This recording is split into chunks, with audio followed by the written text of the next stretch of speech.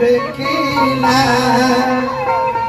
बोल बोल के पतर की बोल बोल के चभकनी अरे हमारा से पहुंचावे ले लो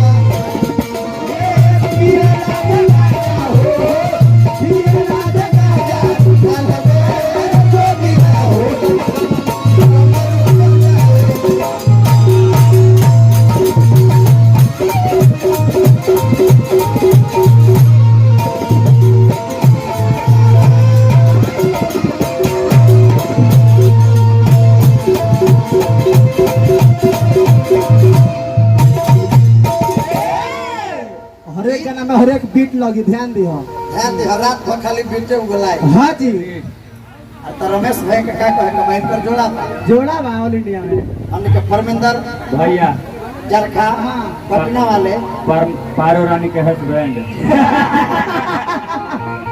रुपया का पुरस्कार हार्दिक अभिनंदन। देखिए गीत संगीत नृत्य गायन वादन चंद्रितम गायन वादन चंद्रितम ये तीनों के समावेश को हम संगीत कहते हैं।